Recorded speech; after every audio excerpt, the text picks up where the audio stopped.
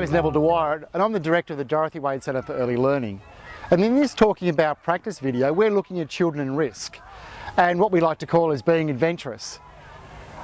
Over the course of this video, I'm going to talk to staff at Dorothy Wade Centre and also East Griffith Preschool about how they cater for risky play, and also we're going to talk about our own childhoods and what made them special, and also about the world of children today and how different it is, and how we as early childhood educators can build children's resilience, build up their sense of adventure, and what that might look like in our early childhood spaces. I'm here talking with Grace and Glenn and Steph.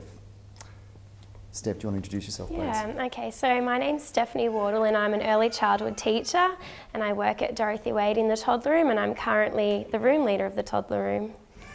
My name's Glenn Taylor and I'm an early childhood educator in the preschool room. My name's Grace Qualtieri and I'm an early childhood teacher and I lead the preschool room.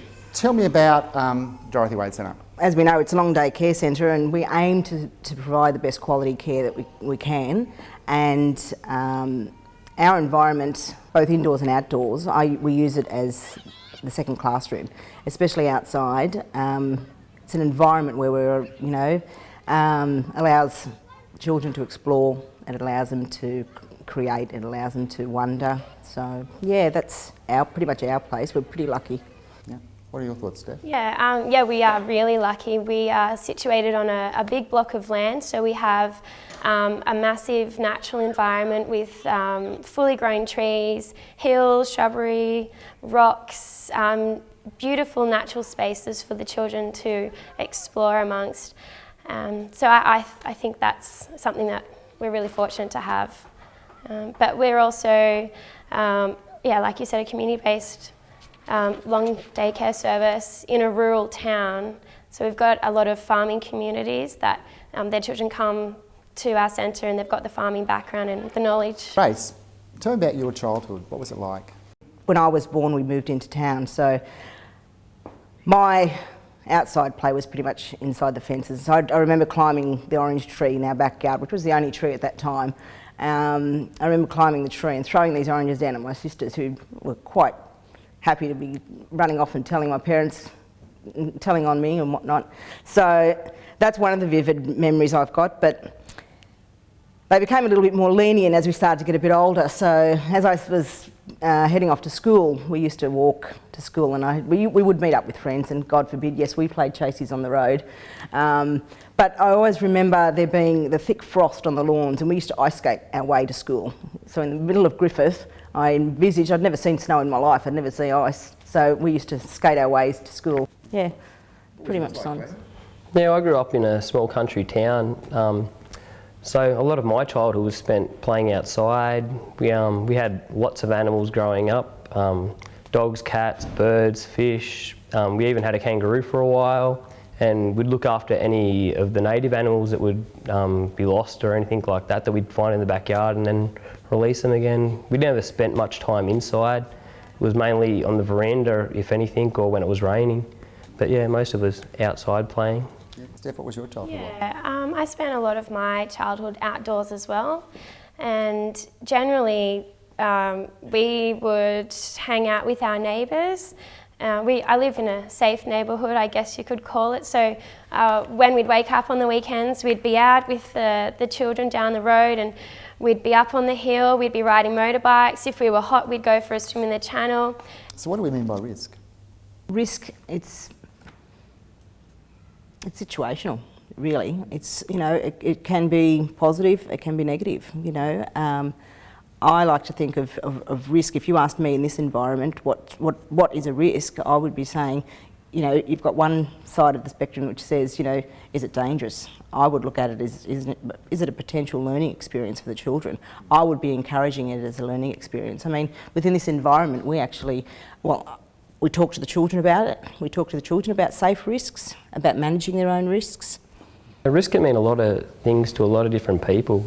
And yeah, society seems to look down on risk as a negative or a hazard or a danger, and it's something that needs to be dealt with or fixed or rectified. So yeah, it can be viewed two different ways depending on how you're looking at it. So what does the early years learning framework say around risk taking? Yeah, okay, so the early years learning framework, they encourage educators to set up experiences and interact with children and encourage risk taking, because it can be great for the children's development. They can learn how to be more resilient, face fears, build their self-esteem and confidence, and learn how to overcome challenges and problem solve, which are very good qualities that you need, you know, throughout your entire life. And if you can develop those skills at a very young age, it's essential. So what would be, in our situation here, what are things that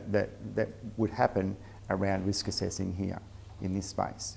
Well, daily we do a safety check every morning and afternoon, where we check the boundaries, we check for unsafe equipment.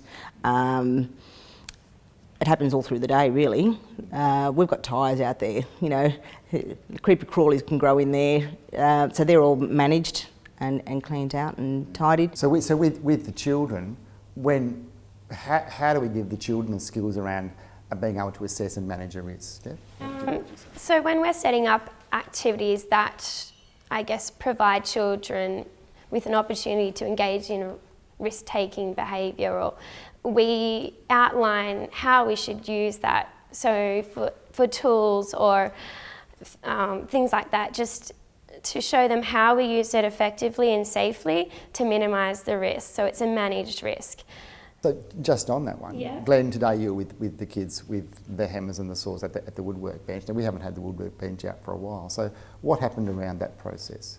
Well, first we had a discussion with the children about what we were actually going to do and what things we might actually need. So the children bring up that we're going to need a hammer and a saw and nails. And then they also bring up that they might need safety equipment like gloves or eye goggles and other things. And we talk about how we treat these tools and what could be a risk around them. Obviously hitting your finger with the hammer or using the saw and being too close and maybe cutting yourself. So as we talk about it, we demonstrate first with the children about how to use it properly, and then we guide the children through the process so they're always aware of how to be safe around different things. So in that process, do the children then start to manage their own behaviour, manage other children's behaviour around that risk? After they've attempted it a few times and you've talked them through, they're quite easily able to assess their own risk and they are quite aware of it. And Grace, you today, you were working with the story Stone Soup, and so the children were making stone soup. So tell me what happened in that process. We did. We actually, yesterday we actually started reading the story of Stone Soup. So we've gone through the whole processes of what we need to put into the soup and whatnot.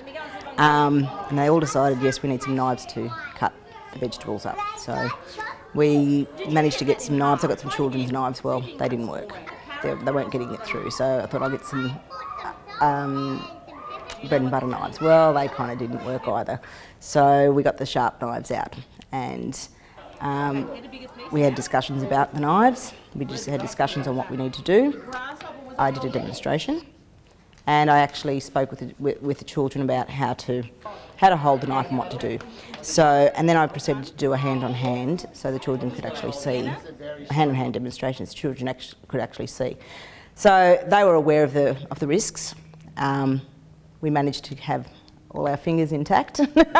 Just listening to that conversation today, those kids seem to be really familiar with sharp knives because they talked about the risks themselves. They were talking about it. They were talking about it, and they knew what the consequences were going to be. So, yeah. I think that's, you know, you're able to assess the risk and say, okay, well, I can provide that with some parameters about making sure there weren't 20 children sitting in that group. Yes, that's right. It's only a small group, and even the same with the woodwork. There was only a small group. I think a lot of the time here, everything happens in really small groups. It's never massive amounts of children. What do you think happens in society if children are never exposed to risk? Steph? Yeah, I think there's a lot of negative factors. Children who aren't exposed to risk, I think, you know, may not have the skills or the knowledge to understand how to cope with challenges in life. They may be, you know, won't be able to cope with failure. There'll be a lack of self-esteem and confidence as well. I feel that you need to live life to really understand you need to live it firsthand, not just hear about how you should live it and hear about how you should do things. You need to actually do it yourself physically so you can, train your brain to understand how to cope with things. So live and learn, basically. Learn from your mistakes. If you stuff up, then okay, have another go. And I think that providing risks allow you to develop that sense. But also, adults' attitudes towards it. Pretty much say, how many times do we hear, don't do that, or don't climb there, or don't do this. You can always, it just prevents the children from giving it a go, from trying, from, attempting something, or, they might be a little bit hesitant. So I just think if we can show them, that it's okay to do that and encourage them, I believe, that they might be able to, it'll build these little blocks so when they, it builds their resilience up, these little blocks that just keep adding and adding and adding that they'll be able to use later on in life. Yeah.